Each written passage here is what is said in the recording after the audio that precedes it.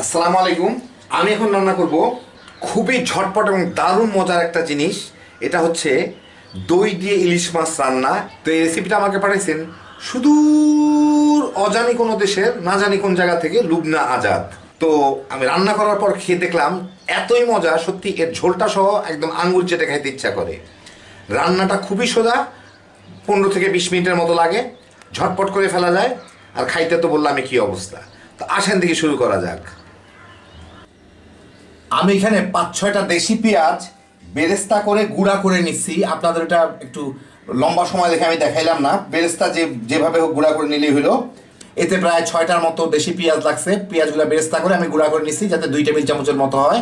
আর এইখানে দেখতেছেন আধা টেবিল চামচ শুকনা মরিচ ভাঙা গুঁড়া করা, ওটা আমি পেঁয়াজের সাথে শেষের দিকে ভেজে গুঁড়া করে নিছি।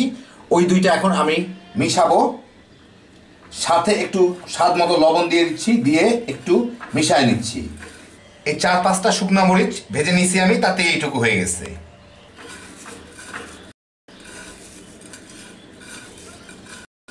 মিশাইলাম। এখন আমি এইখানে 1 কাপ দই রাখছি ফেটে, তার মধ্যে এটাকে দিয়ে দিব। এটা টক দই, ঘরে তৈরি টক দই, খুব সোজা তৈরি করা। কেউ যদি করতে চান ডেসক্রিপশনে লিঙ্ক দেওয়া আছে, দেখে নিতে পারেন। খুবই সোজা তৈরি করা।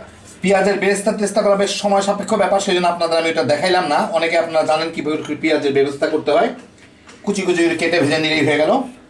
এখন এটাকে ভালো মতো মিলাই দিই। আমি একটা অন্য কিছু দিয়ে মিলাই যাতে হাতে ঝালটা না লাগে। আর এর সাথে একটু মিলানোর পরে আমি একটু চিনি মিশাবো, এটা স্বাদ মতো।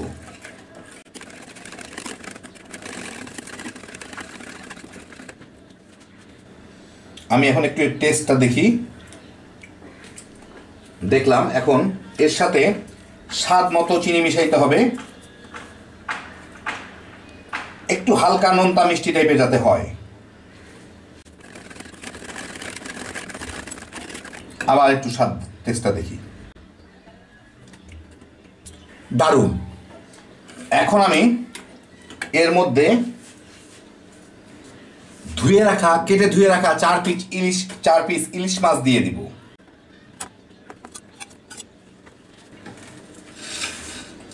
এইগুলাকে এর সাথে একটু ভালো মতো মিশায় তারপরে আমার ভেজে নিতে হবে হালকা করে। কোনো মতো একটু মশলাটা লাগা নিলাম, কারণ এরপরে এইটা এমনি মশলার মধ্যে ডুবে যাবে। তো রাখার টাকার কোনো ব্যাপার নাই, মোটামুটি মশলাটা লাগলো। এখন আমি ভাজায় চলে যাব। খুব সোজা রান্নাটা। আমি একটা মাঝারি সাইজের সসপ্যান নিছি, যার মধ্যে এটা দিব। এর মধ্যে একটু সরিষার তেল দিয়ে গরম করে নিছি। তার মধ্যে এগুলা প্রথমে একটু ঝোলটা ঢেলে দিব, তার উপরে মাছগুলা থাকবে।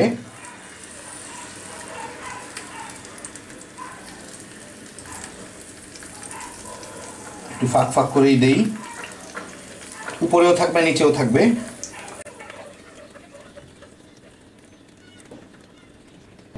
এইটা চামচ দিয়ে নাড়ার কোনো উপায় নাই, থাকবে না আর কি, না নাড়া উচিত রান্না শেষ হওয়ার আগ মুহূর্ত পর্যন্ত। সেই জন্য যা করা দরকার এখনই সাজায় গুছায় দিতে হবে আর কি। হ্যাঁ, একদম চেঁচে পুষে দিয়ে দিলাম। তেলগুলোও যাতে সব দিকে চলে আসে।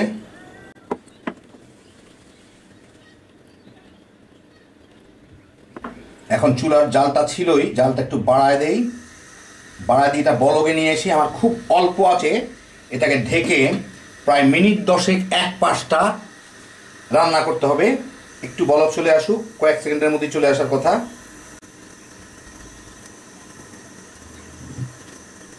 এই দেখেন ফুটা শুরু করছে। এখন ওই জালটা একদম কমায় দিব, এমনভাবে দিব যাতে 10 মিনিটের মধ্যে এটা না পুড়ে কিন্তু ফুটতে থাকে, মাছটা সিদ্ধ হয়। এটা যার যার চুলার উপরে। আমি আমার প্রায় সবচেয়ে কমের দিকেই দিয়ে দিলাম। তারপরে মাছটাকে উল্টায় দিতে হবে আমার। তো 10 মিনিট ঠিক এইভাবে হোক। আর প্রয়োজন বোধে মাঝে মাঝে এটাকে ধরে একটু এইভাবে ঝাঁকায় দিতে হবে যাতে তলে লেগে না যায়, কিন্তু খুলে উল্টায় দেওয়া যাবে না, কিচ্ছু করা যাবে না, নাড়ানাড়ি করা যাবে না। প্রায় মিনিট 10 পরে আমি এই যে দেখেন এই অবস্থা, ইলিশ মাছগুলাকে শুধু উল্টায় দিব। এই যে দেখেন এখনো তলে লাগে নাই। আর আঁচটা দেখেই বুঝতেছেন কীরকম রাখতে হবে। একদম কমে আমি রাখছি, কোনো মতে বেয়ারলি ফুটতেছে।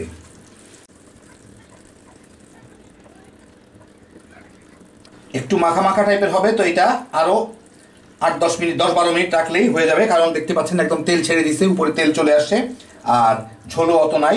এখন আবার ঢেকে দিব, ঢেকে দিয়ে এটাকে আমি মিনিট 10 এই জ্বালাই রেখে নিই। তারপরে হয়তো শেষের দিকে একটু জাল বাড়া দিয়ে ঝোল বেশি থাকলে শুকাই নেব। এখন যেহেতু ঝোল কমে গেছে, এটা লেগে যাওয়ার টেন্ডেন্সি আছে, সেই জন্য ওই ঢাকনা সহ এটাকে একটু নাড়ায় দিব। এই দেখেন এইটা বোধহয় একটু একটু লেগে গেছে, যাই হোক আর একটু জোর করে ইয়ে করি, ছুটে যাক, তলায় লেগে যাতে পুড়ে না যায়। হ্যাঁ, ছুটে গেছে। আর 7-8 মিনিট, সরি বলি 7-8 মিনিট, 5 মিনিটের মতো হয়েছে। আরও মিনিট 5 জাল দিয়ে এটাকে বন্ধ করে ফেলবো। প্রায় শুকায় গেছে ঝোলটা।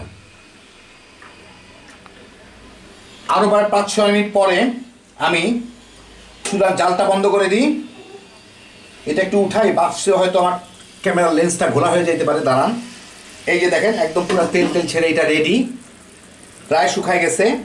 দেখি আবার লাগলো নাকি তলে, না লাগেনি এখনো। কাছ থেকে দেখেন আমি এখন আপনাদের একটা প্লেটের মধ্যে বেড়ে দেখাচ্ছি গরম গরম থাকতেই। এটার মধ্যে কিন্তু কাঁচামরিচ টাচামরিচ কিছু দেয় না, রেসিপি অনুযায়ী আপনারা কেউ চাইলে দিয়ে দিতে পারেন, জিজ্ঞেস করে লাভ নাই যে কাঁচামরিচ দিলেন না মুখ তুমুখ। এটা শুধুমাত্র দইয়ে ভাপা ইলিশ। তো আপনাদের আমি বেড়ে দেখাচ্ছি। তো এই যে দেখেন হয়ে গেল আমার লুবনা আজাদের রেসিপিতে দই দিয়ে রান্না করা ইলিশ, আপনি বলতে পারেন দইয়ে ভাপা ইলিশ। খুব মশলা কী দিলাম তা তো দেখতেই পারলেন, কেবলমাত্র পেঁয়াজের বেরেস্তা আর শুকনা মরিচ আর দই।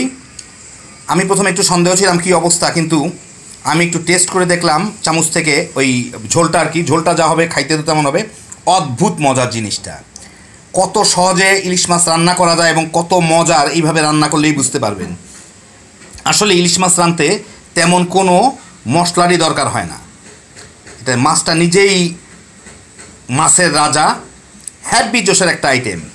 আপনারও ইচ্ছা করলে এখন ঝটপট বানায় দেখেন। ইলিশ মাছ এখন অনেক কম দামে বাজারে পাওয়া যাচ্ছে, খুব সুন্দর তেলালা মাছ পাওয়া যাচ্ছে বাজারে। খালি বানাইবেন আর তামা তামা করে খাইবেন, আর রাঁধতেও মাত্র 20 মিনিটের মতো সময় লাগলো। তো অনেক ধন্যবাদ লুবনা আজাদকে দারুণ মজার একটা রেসিপি শেয়ার করার জন্য। আল্লাহ আপনাদের সবাইকে ভালো রাখুন, ইনশাল্লাহ আবার দেখা হবে। আল্লাহ হাফেজ।